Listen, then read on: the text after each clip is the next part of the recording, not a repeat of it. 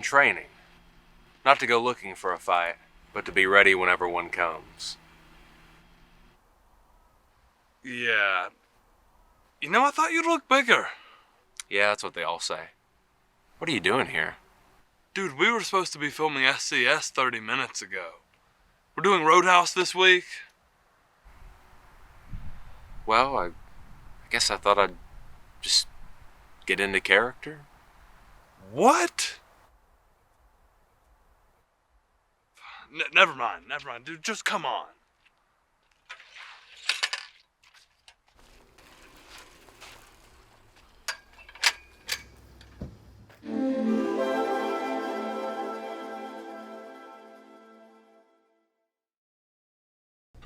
Hi, and welcome to Studio Cinema Saturday, the show where we review films old and new, the ones that you don't like and the ones that you do. I'm your host, Dalton, and today we're going to be reviewing the 1989 action thriller Roadhouse. The film stars Patrick Swayze as John Dalton, Kelly Lynch as Dr. Elizabeth Clay, Sam Elliott as Wade Garrett, Ben Gazzara as Brad Wesley, Marshall Teague as Jimmy, and Julia Michael as Denise. This week of Studio Cinema Saturday is just going to be a little bit different. This is our first time viewing episode, and it's the first one of those. And this will start our series of reviewing older movies, so that we are covering the old and new, the ones you don't like and the ones that you do. We're going to start with just the initial reactions to the film. He had seen this. This is my first time watching it. So just on a rewatch basis, what did you think? So, this is a film that I was always bugged about seeing initially. Fun fact, I am named after this film. All I really know is that my parents watched it, they liked the name, and, well,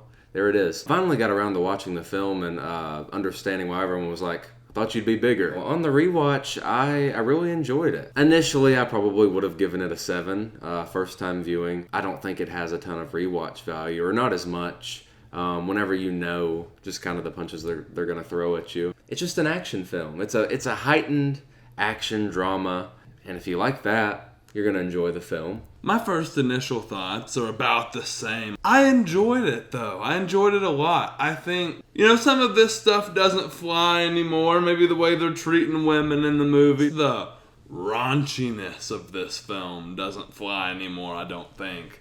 This is one of the raunchiest films I've ever seen in my life. I told Dalton that while we were watching it. And I like a raunchy film, don't get me wrong. I can do weird movies, I can do raunchy movies. This movie is just raunchy to be raunchy, and they have a hell of a lot of fun doing it. And I had fun watching it. Going around in the bar, beating ass, and hanging out with women and getting drunk. All this debauchery, like that's what primarily what the film is. But I think the central character, Dalton, he stands as, he juxtaposes this. He does juxtapose this raunchy lifestyle because he doesn't take part in it.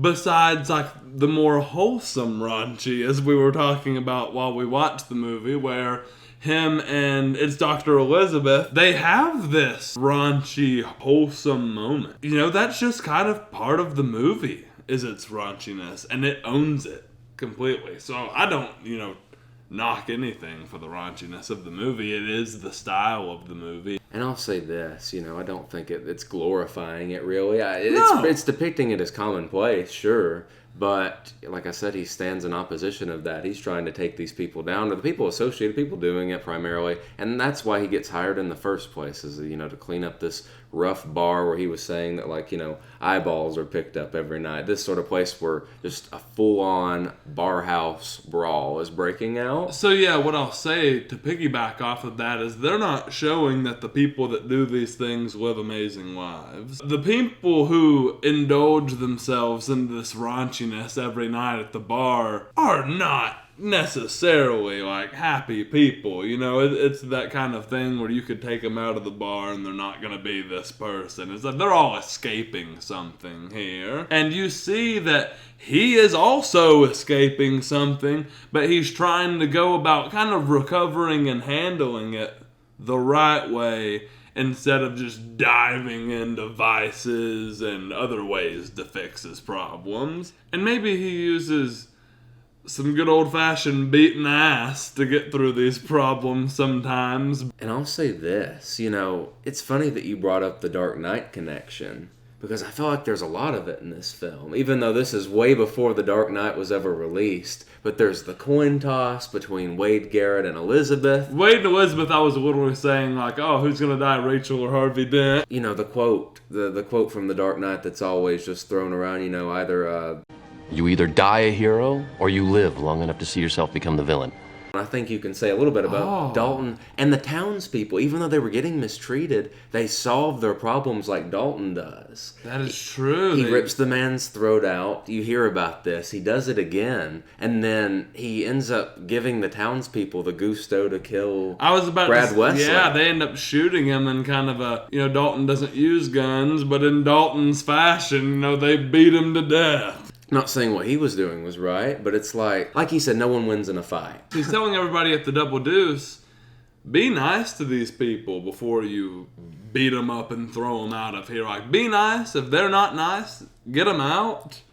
If that doesn't work, then you can resort to, hey, I'm going to have to, get you out of here. He is not someone that leans into the style of the movie, There's a certain vibe going on in Roadhouse, and our main character, Dalton, ends up being the one who doesn't really fit into it, which is really fun. It's a classic kind of stereotypical story of the drifter coming into town to clean up this corrupt, tight-knit community that's domineered by this wealthy, powerful guy that's got everybody under his thumb. He refuses to be bought off, and he just goes in and, he does what he thinks is right. He kind of uses his own Billy Jack sort of justice. We can go through and reference all types of films that are, I don't want to say just like this movie, because I think this movie in its own right stands out between other movies like it. But you have old memes like Billy Jack. I'm itching to kill somebody, so it might just as well be you. Pull the trigger.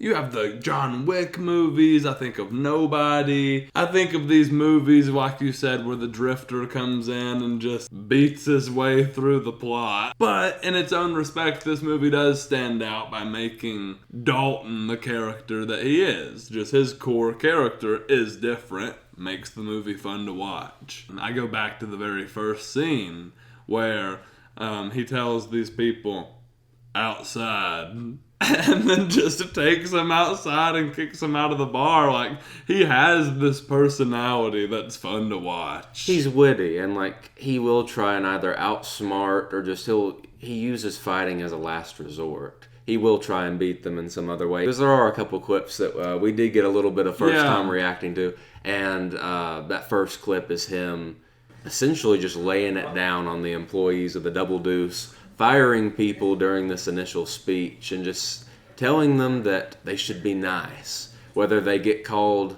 ridiculous names, just escort people outside, only resort to violence whenever it's your last option. Yeah. And I love that, But you can see that it's something that the character kind of grapples with. Eventually he does get pushed to the point of having to use extreme violence in order to, come out victorious. Since we're talking about Dalton, we can go ahead and talk about some of the acting in the movie. Patrick Swayze is awesome. You can tell, and this is probably a product of me not being alive when the movie came out. I don't know that much about the cast, the director, or anything like that, so I don't know if Patrick Swayze was in good shape before the movie.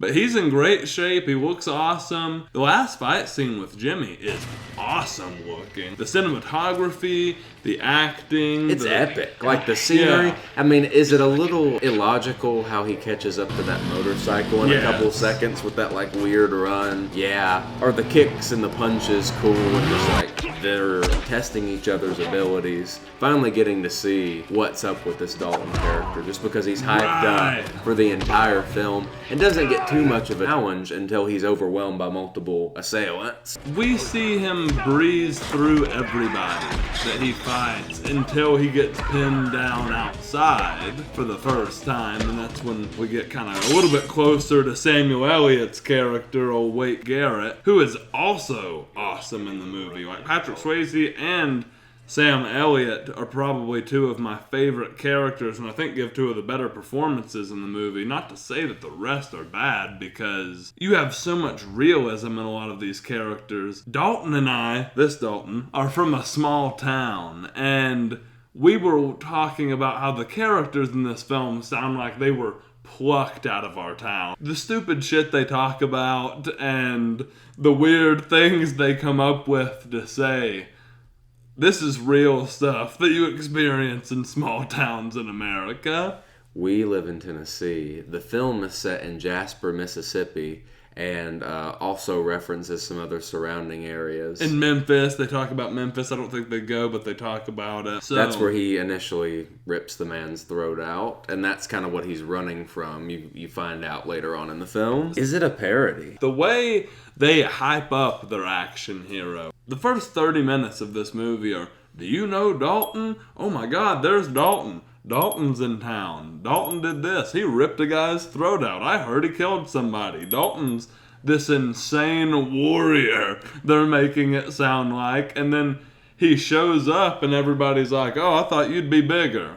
Literally everyone, though, and it's a running gag. It is this trope in action movies, though. Like, I think of Star Wars. Aren't you a little short for a stormtrooper? Your main protagonist fighter is always the underdog. He's always too small. It's this thing that they play into and play into and play into. It is kind of like a parody. There are other aspects that probably ride that line of being a parody. I think of the scene where him and Dr. Elizabeth are on the date, and there's the guy sleeping at the bar, and like while during mid-conversation, he's just kind of pushing him, propping him up to keep him from falling over, because I think he's drunk. Him catching up to the motorcycle, and him winning all of his fights, and just being this unbeatable hero, and like the classic kind of, the love interest, she's this intelligent doctor. They sexualize her in these, like we said, more wholesome romantic scenes, but she's not objectified as much like the other women in the film are. That's true. There's the flip side of the coin, like we said, Denise.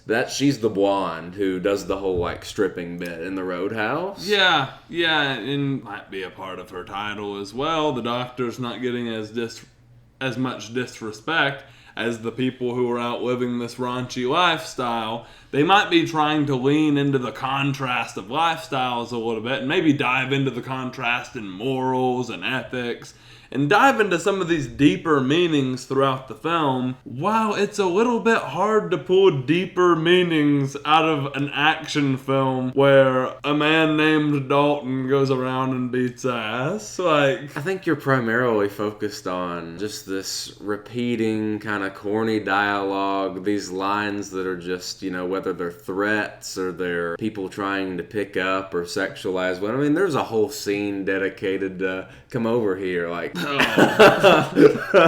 $10 you can grab this woman's breast. The play with her boobs joke was wild. A little uncomfortable. It was a little uncomfortable.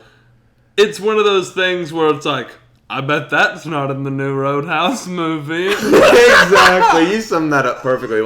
What new movie have you seen that has something like that in it? It has it in different ways, but that's just straight up it's a different kind. After watching this, I can't wait to see Jake Gyllenhaal and Conor McGregor in the new film. We're going to be doing a review on that, hopefully as soon as possible. This was a fun watch. It is a well-written movie, I think.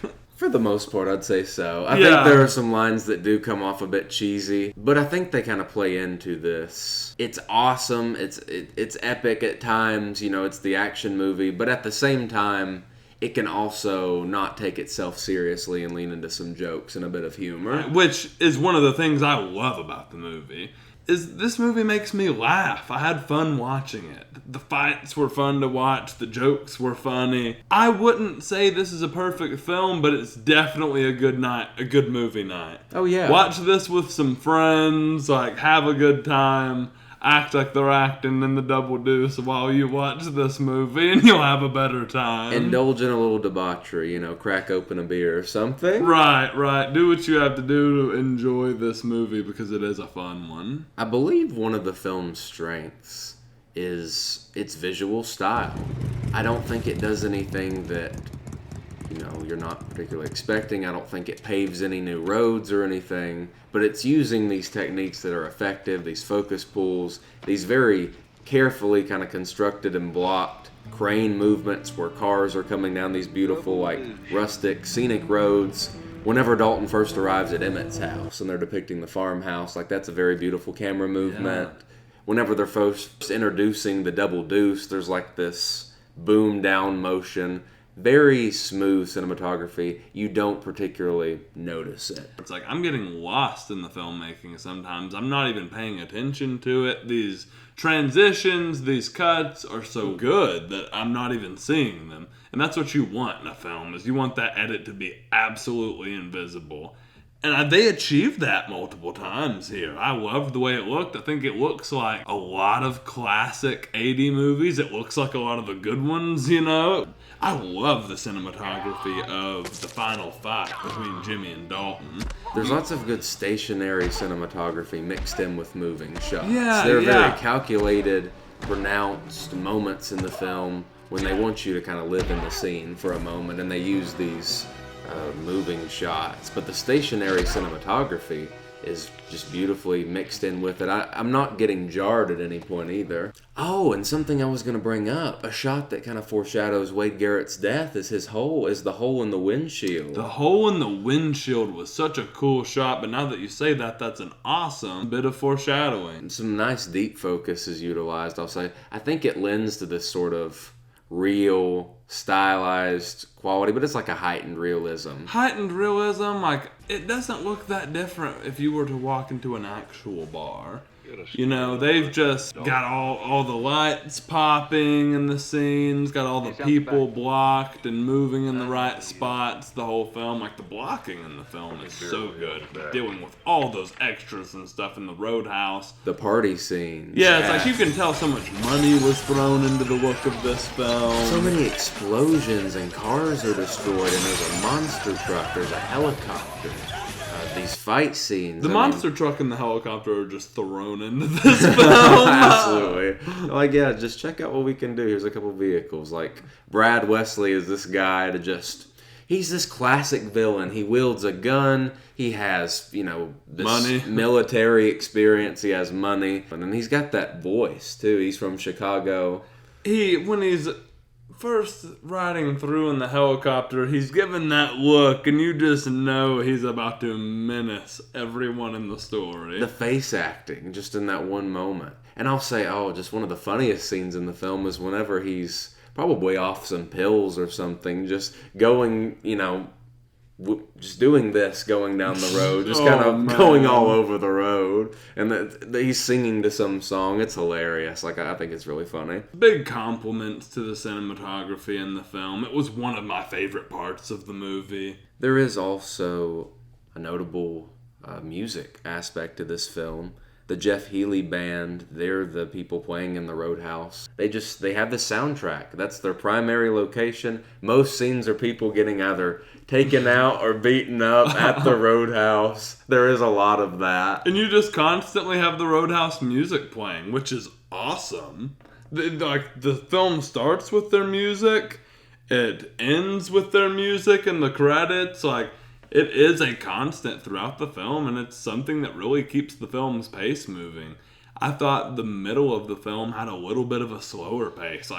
I wasn't falling asleep, but I was just kind of starting to lose interest in the plot during the middle of the film. But then the music and the scenery and the setting and the bar is just kind of one of these things that keeps on pulling you back in, and there's always another fight, and Dalton's always got another little problem or a romance thing or something that always kind of keeps bringing you back in. Cause and effect style narrative. And Jeff Healey's got a really great voice, and he's immensely talented. I did just a quick little Google search on him, actual blind musician. Really talented, great voice, great sounding music. Roadhouse Blues by The Doors, incredible song. Kind of like this film's theme song, so to speak, or one of the unspoken ones. I think the last thing we wanted to talk about is this film underrated?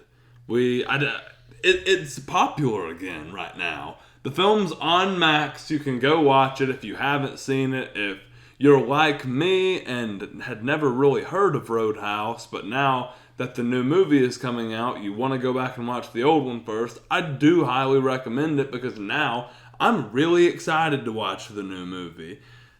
Whereas before, like the first one, I kind of didn't know what it was and didn't really care about it. But would I say that Roadhouse 1989 is an underrated film? Maybe just a little bit. Maybe just a little bit because it does stand out. Dalton's story arc stands out to me amongst other action films. He's an action hero that is likable.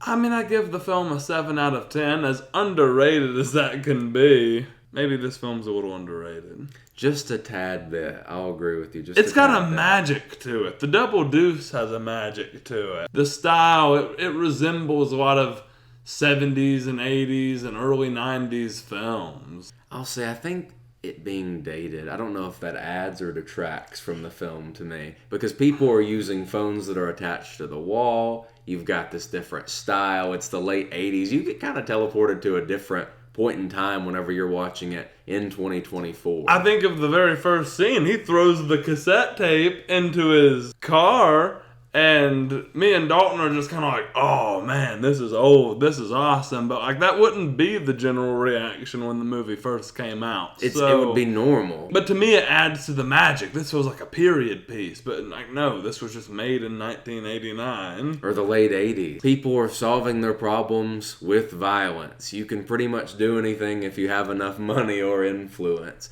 People are being misogynistic and engaging in a lot of debauchery, as they always have. Yeah, my final thought on the film is that maybe time has done nothing but add more magic to it.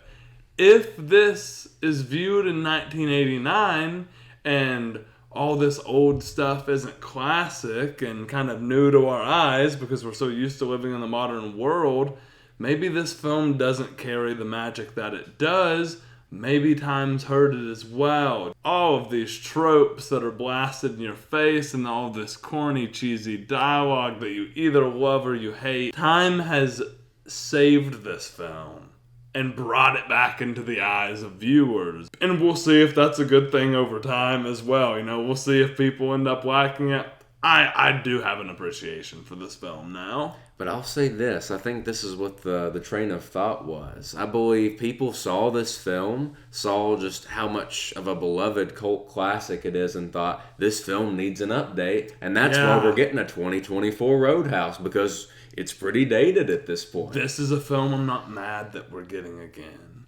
You know, I definitely think it'll be a little different, and that's a good thing, because the film needs another breath of life. Instead of being this sort of drifter martial artist, it seems like Jake Gyllenhaal is going to be a UFC fighter. Might be taking place in a little bit more of a coastal setting, still probably rural, southern sort of culture. But yeah, no, it's a different, fresh take on a story that people did love and enjoy. And like I said, I think is a cult classic.